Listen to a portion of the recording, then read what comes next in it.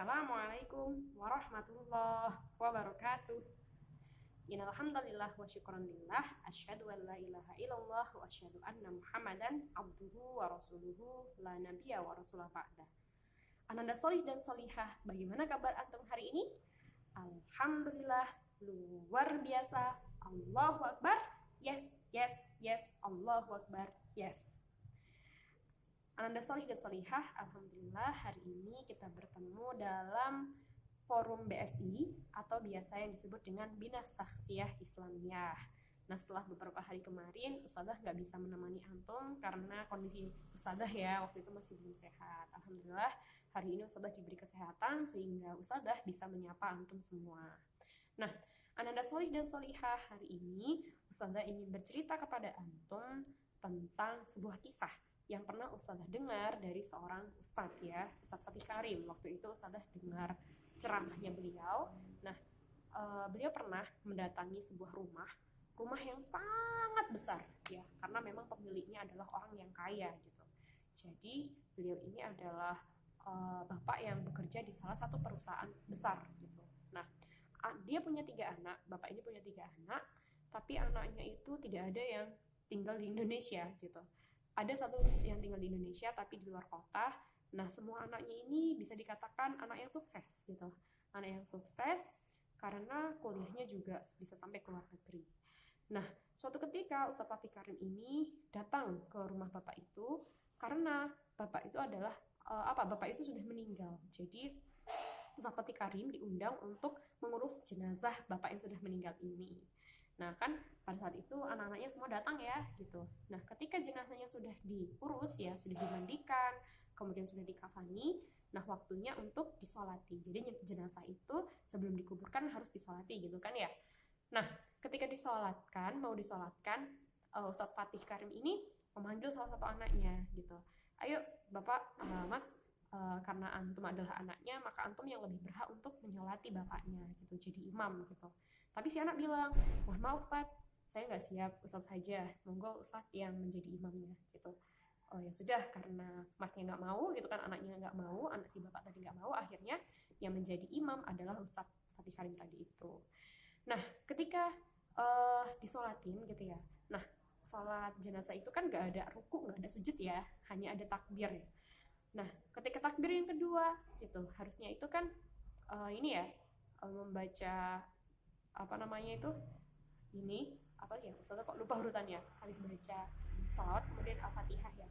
Nah, si anaknya itu malah rukuk gitu lah. Si Ustaz Fatih Karim ya kaget ya gitu ya.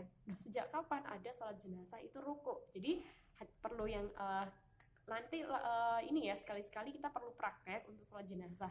Biasanya kalau di sekolah itu ada praktek untuk sholat goib gitu. Hanya saja kondisinya kan sekarang pandemi, jadi antum semua nggak bisa praktek untuk sholat goib ataupun sholat jenazah ya gitu. Nah, akhirnya si Ustaz Fatih Karim ini berpikir, ya Allah gitu ya, bapak ini ternyata ini berhasil mendidik anak-anaknya menjadi anak-anak yang berprestasi, anak-anak yang pintar, bisa sampai kuliah ke luar negeri, belajar di luar negeri. Tapi satu kekurangannya, bapak ini belum berhasil mendidik anaknya menjadi anak yang solih. Nah, ini sesuai dengan hadis kemarin yang Ustazah sampaikan, bahwa ketika anak Adam itu meninggal, maka semua amalnya terputus, kecuali 3. Yang pertama adalah sedekah jariyah, yang kedua ilmu bermanfaat, dan yang ketiga adalah doa dari anak yang solih. Nah, Ananda solih dan solihah, Ustadz dan Ustazah senantiasa mengingatkan kepada antum untuk senantiasa menjaga sholat, untuk senantiasa membaca Al-Quran, untuk senantiasa terikat dengan peraturan-peraturan Allah. Gak boleh melanggar peraturannya Allah, supaya apa? Supaya antum itu bisa belajar dan senantiasa belajar menjadi anak yang solih dan solihah. Karena itu tadi, doa anak yang solih dan solihah itu bisa menjadi syafaat bagi kedua orang tuanya di hari kiamat. Nah, bayangkan ketika orang tua antum itu sudah meninggal, nah, atau siapapun itu yang sudah meninggal, ketika dia sudah dimasukkan ke dalam ke dalam liang lahat gitu, maka pada saat itu dia tidak bisa berbuat apa-apa. Orang yang sudah meninggal kan nggak mungkin bisa sholat ya, karena dia sudah meninggal, sudah diambil nyawanya. Orang yang sudah meninggal nggak mungkin bisa puasa.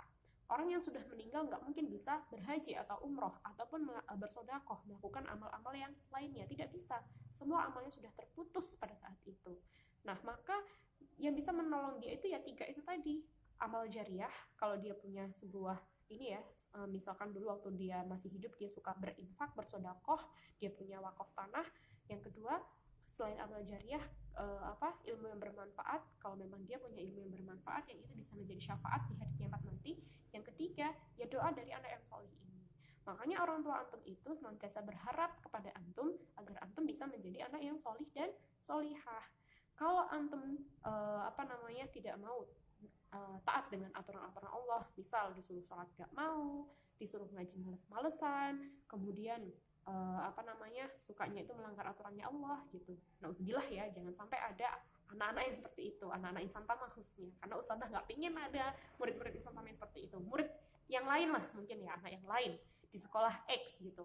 Nah, itu kasihan kepada siapa? Kepada orang tuanya, terutama ketika nanti kalau orang tuanya sudah meninggal. Siapa yang mau mendoakan orang tuanya? Siapa yang senantiasa mau mengingat orang tuanya? Padahal ketika orang tuanya dulu masih hidup, yang membiayai dia siapa? Orang tua. Yang senantiasa merawat kita siapa? Orang tua kita. Yang bisa menyekolahkan kita, memberikan kita makanan, memberikan kita tempat tinggal, memberikan kita pakaian, dan yang lainnya orang tua. Jadi sudah wajar kalau kita membalas jasa-jasa orang tua itu dengan apa? Dengan menjadi anak yang solih, gitu ya. Jadi anak yang solih itu jadi anak yang seperti apa, Ustazah? Anak yang solih itu adalah anak yang senantiasa taat dengan aturannya Allah. Ya, aturannya Allah itu ada banyak, gitu. Di antaranya sholat, gitu ya. Sekalipun antum masih belum umur 10 tahun, ya, tapi antum harus sudah terbiasa untuk melaksanakan sholat 5 waktu. Ya, karena kalau di dalam Al-Quran, anak yang berumur 10 tahun, kalau dia nggak mau sholat, maka harus dipukul. Ya, makanya sebelum nunggu 10 tahun, antum mulai dari sekarang harus terbiasa untuk sholat 5 waktu. Nah, sebelumnya Ustazah mau nanya nih, tadi pagi siapa yang sudah sholat subuh? Nah, di sini masih ada nggak yang bangunnya suka kesiangan, yang masih males-malesan sholat subuhnya?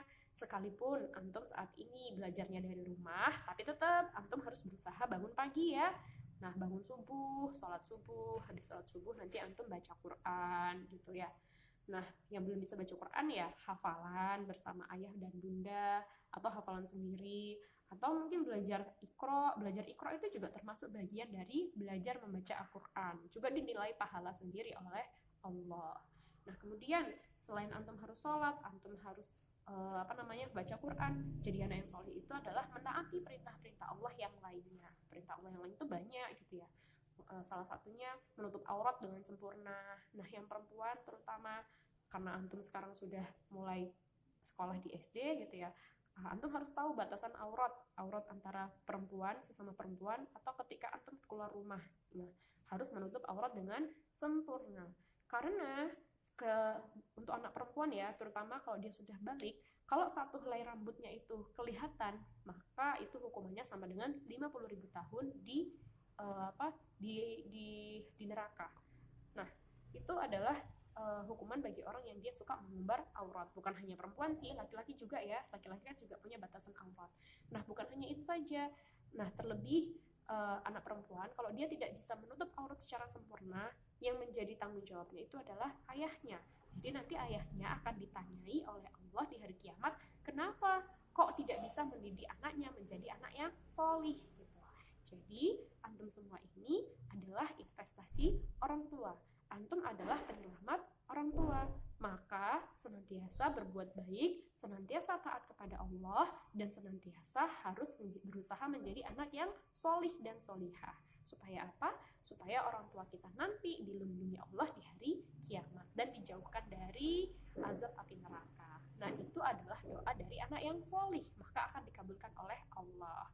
Nah, tapi berbeda kalau misalkan anaknya itu disuruh sholat gak mau, waktunya bulan puasa Ramadan dia nggak mau puasa, terus sukanya melanggar aturan Allah.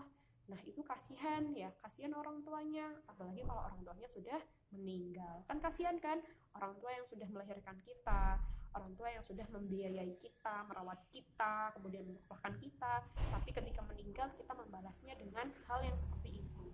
Nah, yang kasihan adalah orang tua kita. Makanya pesan ustadzah, anak solih dan solihah tetap berusaha untuk menjadi anak yang solih dengan mentaati peraturan-peraturan Allah. Nah, untuk anak kelas 1 khususnya gitu ya, nah antum belajar untuk sholat 5 waktu, sholatnya dengan tepat waktu ya, 5 waktu ini dijaga. Kemudian tetap semangat untuk belajar membaca Al-Quran. Bagi yang masih ikro, ya harus rajin-rajin setoran ikro supaya bisa cepat nanti bisa baca Al-Quran ya. Nah, mungkin sedikit itu pesan dari Ustadzah. Semoga yang sedikit ini bermanfaat. Ustadzah mohon maaf jika tadi waktu Ustadzah menjelaskan ada kesalahan kata atau mungkin kekurangan dan lain-lainnya. Ustadzah mohon maaf. Jika ada kebaikan, kebaikan itu semata dari Allah dan silahkan diambil. Al-haqqu min rabbikum fala takunanna minal mumtarin. Wassalamualaikum warahmatullahi wabarakatuh.